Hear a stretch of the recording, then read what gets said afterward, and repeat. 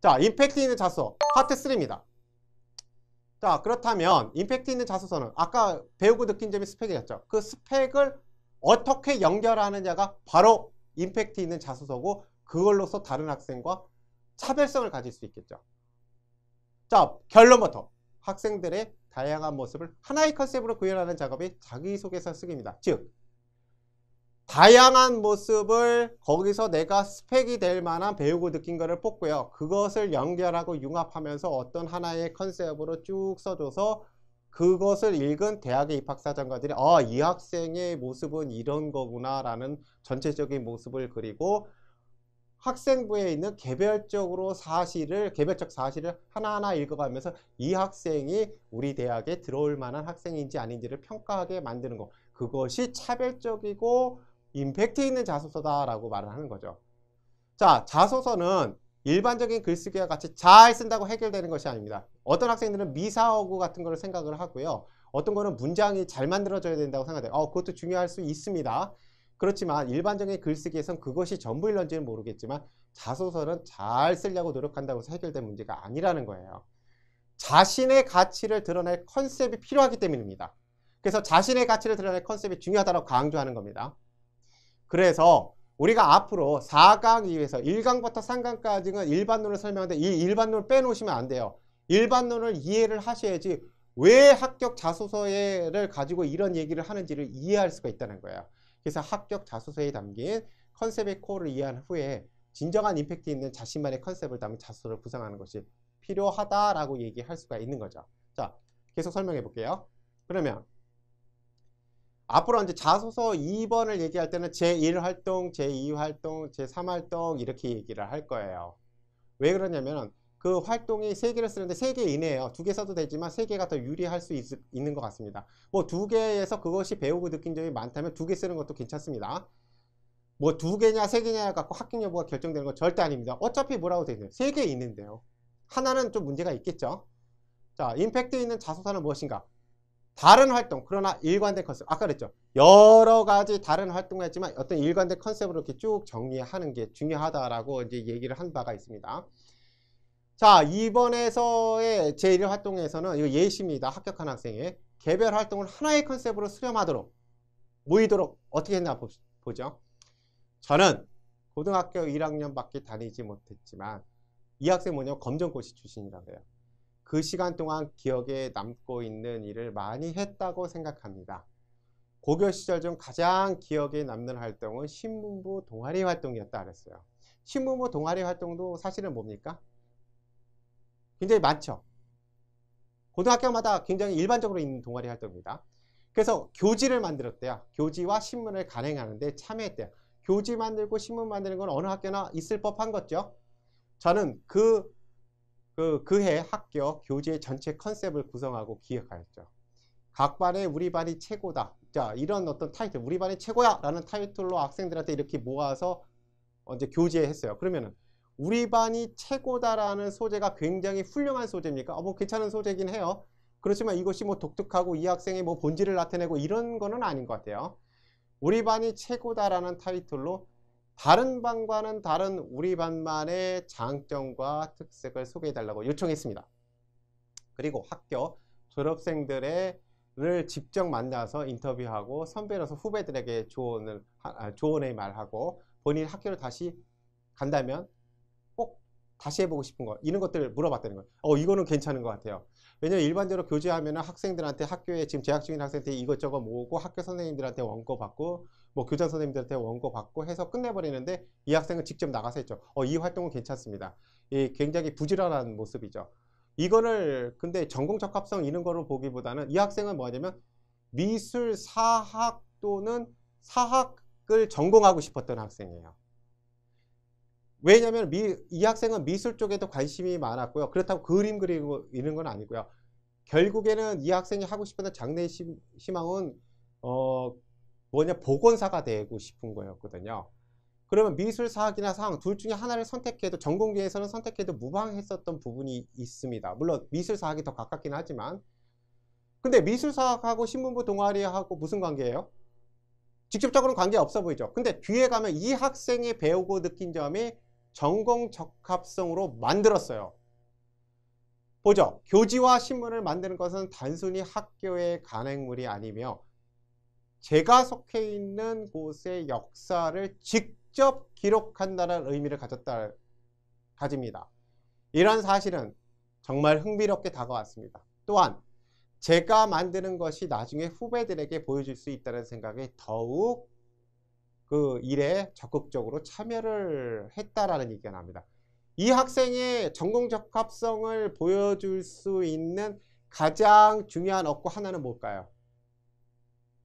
내가 속해 있는 곳의 역사를 직접 기록한다는 의미. 사실은 과거에 그런 인식을 가지고 있던 아니던 불문하고 그런 기록을 해왔던 것이 현재의 사람들은 그것을 역사의 자료로서 보지 않습니까?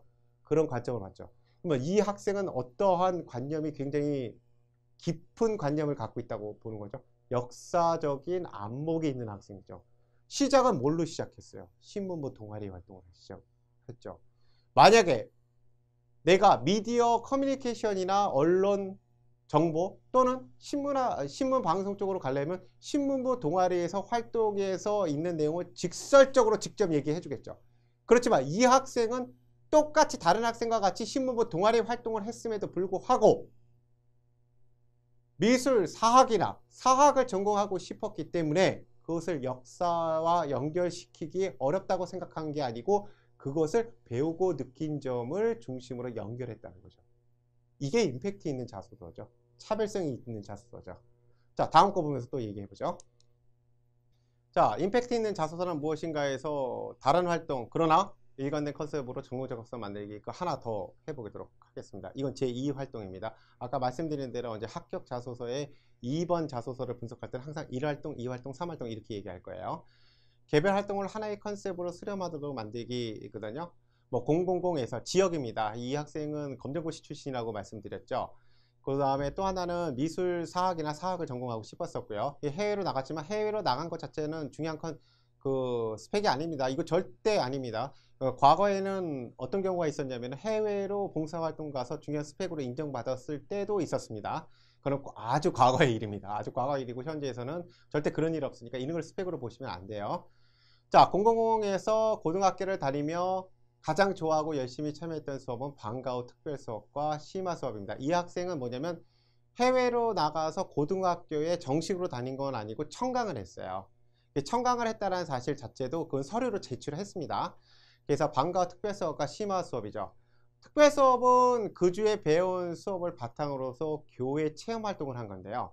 한 번은 회화의 큰 발전을 가져왔던 19세기 미술에 대해서 이제 배웠고요. 그래서 그걸 미술관으로 간 거죠. 근데 이제 구체적으로 좀 씁니다. 19세기 흔히 있던 인상주의 회화로 언제 획기적이고 그들이 많았던 시기라는 것을 생각하면서 이제 그 배운 내용을 일반론으로 배운 거죠. 그 수업 끝난 다음에 미술관에 갔어요. 그 다음에 한국에서 있을 때부터 보고 싶었던 그 수업 시간에 뭐가 등장했냐면 모네, 르누아르, 고흐 같은 사람이 그 인상파 화가들이 나왔던 거죠. 그 내용을 바탕으로 해서 그냥 도서관에 아니 미술관에 가갖고 그거를 바로 본 거죠. 그러면서 어떤 거를 보게 됐냐면 클림튼의 키스를 본 거죠. 굉장히 유명한 그림입니다. 이 학생 많이 자랑하더라고요. 실제의 그 키스를 봤다고. 아, 부럽기는 하더라고요. 여하튼 근데 그런 게 스펙은 아니에요. 그 황급빛 그림을 보는 순간 전율했습니다. 다른 그림들과는 달리 기존의 전통적인 회화 방법이 아니라 그림에 금속을 더 씌우는 방식으로 아주 독특하게 그림을 만들었다라는 평가를 썼죠. 거기 왜 빨간 거 색으로 했는지 아십니까? 이 학생은 자신이 활동했고 뭐 미술관에 수업을 들었고 그래서 미술관에 갔다는 사실이 중요한 게 아니고 거기서 배우고 느낀 점을 어떤 방향으로 표현을 했어요? 예술품을 비평하는 모습을 보이지 않습니까? 그 비평하는 모습도 배우고 느낀 거 아닙니까? 그러면서 그것이 왜 그것이 왜 그렇게 인상이 깊었는지 뭐하냐면은 다른 그림하고는 분위기도 다르고요. 또 무엇보다도 아름다웠기 때문이라 해서 예술품에 대한 신미안적인 안목을 보여주기도 하고 있죠. 여기 보시면 개별 활동을 하나의 컨셉으로 수렴하도록 만들기라고 한 거는 이 직전에 했던 뭘 보시면 되냐면 제1활동 있지 않습니까? 제1활동에서는 그 신문부 동아리에서 뭐를 했었죠? 교지를 만들었었죠. 그 교지를 만들었었던 거에 그거를 뭘로 봤어요? 어떤 컨셉으로 갔어요? 자기의 전공에 적합한 역사의 관점을 보여주는 걸로 봤고요. 이것은 미술을 얘기를 하는데요. 미술을 얘기하면서 역사적인 미술이죠. 역사적인 미술 하면서 방과후 특별 수업이나 심화 수업에서 했던 내용과 연결하면서 미술관 갔던 얘기하면서 내가 그 예술 작품에 대해서 구체적으로 어떻게 평가를 할 수 있고 어떤 심미안을 갖고 있는지에 대해서 구체적으로 쓴 거죠. 그래서 전공 적합성을 만들었죠. 따라서 개별 활동을 첫 번째 활동하고 두 번째 활동이 다르지만 하나의 컨셉으로 자꾸 수렴하고 있어요. 근데 한번 보면 조금 약간 다른 게 있어요. 첫 번째 활동은 역사 쪽이었었죠. 그 다음에 두 번째 활동은 굳이 얘기하면 어느 쪽이에요? 미술 쪽이죠. 미술 비평? 뭐 이쪽이죠. 그러면 제3활동을 한번 기대해 보면서 보세요. 그래야지 제3활동에서 제1활동과 2활동을 그냥 다른 활동으로 나열했는지 말 그대로 제3활동을 나열한 건지 아니면 제1과 제2가 제3 있는데 제3은 다른 활동이지만 컨셉을 수렴하게 궁극적으로 만들어졌는지 이게 중요할 겁니다. 한번 보시죠. 자, 3활동에서는 한번 읽어볼게요. 미술을 좋아하다 보니 자연스럽게 뭐하냐면 미술에 관련된 다른 학문에도 관심을 갖게 됐죠. 특히 뭐하냐면 화학은 미술에 있어서 중요하다는 생각을 하게 돼요. 그래서 화학을 하면서 어떤 화학 시간에 심화 수업이었었는데 그 시간에 뭐냐면 채색도구나 회화에 나타나 있는 화학적인 특성, 특히 뭐냐면 뭐 클레파스라든가 습지화 물감이나 유화 물감 같은 경우를 하나하나 분석을 해보는 시간을 가졌었던 겁니다. 그러면서 뭐 아니면 도화지라든가 뭐 이런 돌, 페인트 같은 거 부식되지 않습니까? 이 부식되면서 나타나는 그림의 변화에 대해서도 배우기 시작한 거죠. 또는 산성비에 따라서 달라지는 조각의 부식 정도 이런 것도 이제 관찰하는 거 다 화학이죠. 미술의 관점에서 화학을 본 거죠. 근데 미술이면서 역사죠. 역사적 미술이니까. 방과후 활동은 나중에 미술 복원사가 되는 게 꿈인 저에게 정말 실용적이었습니다 라고 얘기를 하고 있어요. 수업은 하면 할수록 미술사와 역사가 바탕이 되어야 모두의 재산인 고시대의 회화나 유물을 더 잘 지킬 수 있다라는 생각을 하게 됐대요. 자, 컨셉이 어떻게 수렴합니까? 이 학생은 미술 사학 쪽을 제1순위로 보았고요. 사학을 제2순위로 본 겁니다. 왜냐면 이 학생의 장래희망은 뭐였었죠? 미술 복원사죠. 미술 복원사가 되기 위해서 미술 사학이라는 것 자체를 해도 되겠지만 사학을 통해서 더 공부해서 미술 복원사가 될 수도 있겠죠. 근데 제1활동에는 역사적으로 나는 역사, 일상생활에 있는 모습을 역사적 관점에서 해석하는 그런 어떤 뛰어난 모습을 보였고요. 제2활동에서는 뭐 하냐면 미술품 자체를 분석할 수 있는 심미안을 제시했고요.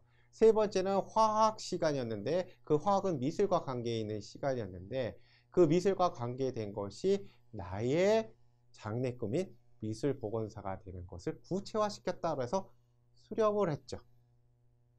제목 볼까요? 다른 활동 1, 2, 3이 다른 활동이죠. 그러나 일관된 컨셉으로 전공 적합성을 만들었죠. 어떻게? 수렴하게 하도록 해서. 이것이 핵심입니다. 이런 것이 구체적이고 임팩트 있는 자소서라는 거죠. 그럼 앞으로 4강 이후에는 4가지 자소서를 합격한 학생이 4가지 자소서를 이런 식으로 하나하나 분석해서 거기서 아이디어를 얻어서 스스로 글을 쓸 수 있도록 하도록 할 겁니다. 자, 다음 거 보면서 계속 할까요? 자, 요번에도 마찬가지로 합격 수기를 보면서 한번 얘기를 하죠. 근데 합격 수기를 제가 몇 개로 나눠서 한 학생의 합격 수기였는데 몇 개로 나눠 갖고 좀 설명을 했어요. 그 이유는 그 위에 있는 제목에 따라 다른데요. 이번 제목은 뭐였죠? 다른 활동. 그러나 일관된 컨셉으로 전공적 가성 만들기였었죠. 한번 읽어볼게요. 다른 학생과의 차별성은 생각의 내용에 있다고 생각합니다 라고 했어요. 생각의 내용에 있다. 생각의 내용이라는 게 뭐죠? 배우고 느낀 거 아니겠습니까? 이 학생이 근본적으로 이 차별성을 생각의 내용에 있다라고 얘기한 것은 왜 그럴까요? 이 학생이 뭐냐면 활동이 너무 비슷한 거죠. 자기 친구들이랑 저랑 너무 비슷한 거예요. 그러다 보니까 그 차별성을 아무리 생각해봐도 내가 그 활동을 통해서 내 친구가 배우고 느낀 거하고 내가 배우고 느낀 거는 다르지 않겠냐라는 얘기를 하고 있는 거죠. 자, 활동 그 자체보다 그 활동을 통해 내면화할 수 있는지가 중요하다고 생각하는 겁니다. 정보 보안, 이 학생은 정보 보안을 이제 보안 전문가가 되고 싶은 학생이었어요. 정보 보안이라는 전공을 선택했지만 학생부 종합을 준비하면서 저희 활동, 즉 상당 부분의 부분이 인문학과 관계가 있다는 것을 알았다는 거예요. 이게 이 학생의 가장 큰 특징입니다. 정보 보안하면 되게 어떻게 생각하죠? 컴퓨터 쪽이니까 문과, 이과, 이과 이렇게 생각하겠죠. 그러면 컴퓨터와 관계 있으니까 정보 보안이니까 최소한 만약에 컴퓨터 관련 동아리를 못했다면 수학 이렇게 생각하죠. 그게 아니죠.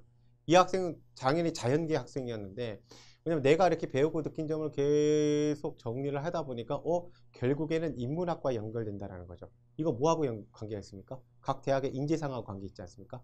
각 대학에서는 융합적 통섭적 인재를 요구한다는 건 어느 대학이나 그걸 밝히고 있잖아요. 그러니까 이 점을 합격 수기에 쓴 거예요. 자기가 이거를 반영하려고 했다라는 거죠. 그래서 학생부 준비 과정 자체가 나를 개발하는 과정이라고 생각하게 됐다라는 얘기를 하는 겁니다. 결론적으로. 과정이 저를 변화시켰고 합격에 이르게 했기 때문에 이 학생은 이렇게 얘기하고 있는 거죠. 자, 이런 것을 보면서 합격 수기도 봤고요. 자소서의 구체적인 내용을 봤어요. 그렇지만 이거는 그 자체를 분석하기보다는 뭐 하려고 한 거예요? 자소서란 무엇인가, 왜 써야 되고 어떤 항목으로 써야 되는가, 그리고 어떻게 써야 되는가에 대해서 얘기를 하려고 하는 거죠. 이 일반론입니다. 이런 일반론을 이해하기 위해서는 굉장히 추상적이잖아요. 일반론은 구체적인 예시를 갖고 한번 빗대는 거 잊지 마시고요. 그게 좋은 방법입니다. 자, 제 1강 마무리해 보도록 하겠습니다. 제가 뭐 여러 가지 좀 길게 1강은 좀 길어요. 그래서 길게 얘기를 했는데 길게 얘기한 거는 뭐냐면 합격 자소서라는 것을 직접 분석하는 것이 왜 필요한가를 얘기하고 싶었어요. 맨 처음에는 내신에 대해서 얘기하지 않았습니까? 내신 등급 때문에 자신의 미래를 내신 등급만으로 딱 결정하려고 들지 말기를 바라고요. 내신 등급 자체는 학업 역량이라는 관점으로 해서 다양하게 정성적 평가한다라는 그 학생부 종합의 기본적인 그 평가 방식을 이해해야지만이 내가 이제 자소서를 어떻게 쓸지에 대해 결정을 할 겁니다. 그러면서 이제 컨셉이라는 것을 중요하게 생각을 했죠. 근데 컨셉이 왜 중요하냐면 각 활동이라는 것은 누구나 다 비슷할 수가 있잖아요. 근데 그 활동 자체는 스펙이 아니고 스펙을 통해서 그 활동을 통해서 배우고 느낀 거 그 자체가 스펙이라고 말씀을 드렸죠. 좀 어려울 수 있는데 이거를 이제 16강까지 쭉 한번 들어보시면은 그 말이 무슨 말인지 알 거예요. 이게 제일 중요하거든요. 활동 그 자체가 스펙이 아니고 활동을 매개로 해서 배우고 느낀 점이 스펙이고요. 그 배우고 느낀 점은 여러 가지 자소서의 질문 의도에 맞게 일정한 컨셉으로 쭉 흘러야 된다. 이게 합격 자소서 컨셉의 고유의 목적이거든요. 그러기 위해서는 왜 그렇게 해야 되는지 알아야 되겠죠. 그래서 1강에서 그걸 좀 길게 설명한 겁니다. 자, 이 점을 계속 좀 몇 번 생각해 보시고 그 다음에 제가 추상적인 얘기면 이거는 이렇게 해야 돼, 저건 이렇게 해야 돼, 이렇게 한 게 아니고 예시하고 비교하면서 해드렸지 않습니까? 예시하고 그 다음에 질문의 제가 문제를 제기한 게 있어요. 문제 제기한 거하고 두 개하고 계속 맞춰가면서 하셔야지 효과가 있습니다. 그 점 잊지 마시고요. 자, 처음이니까 제가 하나 좀 소개를 해드리고 1강을 마무리하려고 그래요. 저는 이제 대입 사용 설명서를 운영하고 있고요. 이름은 이재욱입니다. 그러면은 질문하고 이 동영상을 보면서 질문하고 싶은 것이 있겠죠. 질문하고 싶으신 것은 네이버에서 대입 사용 설명서를 검색하시면은 블로그 또는 페이스북이 나옵니다. 쉽게 찾으실 수 있습니다. 그러면은 그 페이스북이나 블로그를 통해서 여러 가지 방법, 뭐 이메일도 좋고요. 거기 다 표시가 되어 있거든요. 이메일도 좋고요. 카톡도 좋고요. 질문하실 거 있으면은 그쪽 이거를 찾아 들어가셔서 질문하시면은 편하게 질문하실 수가 있습니다. 그리고 또 하나는 대입 사용 설명서 페이스북이나 블로그 같은 경우는 뭐 좀 아직까지는 다 정비를 못했지만은 이북을 지향합니다. 이북을 지향한다는 건 뭐 하냐면 이미지 자체를 그냥 상징적인 말을 던지는 데 그치는 게 아니고 굉장히 상세하게 좀 써놨어요. 그 이유는 뭐냐면 요즘에 모바일 기기들 많이 쓰지 않습니까? 모바일 기기에서 이북 보듯이 이렇게 넘겨서 보시라는 의미입니다. 지금 16강까지 이어지는데 가장 중요하다고 생각하는 것을 뽑았어요. 그렇지만 그 이외의 여러 자료들은 대입 사용 설명서에 블로그나 페이스북에 있으니까 그걸 참고해 주시면 될 것 같습니다. 자, 이렇게 1강을 마무리하도록 하겠습니다. 감사합니다.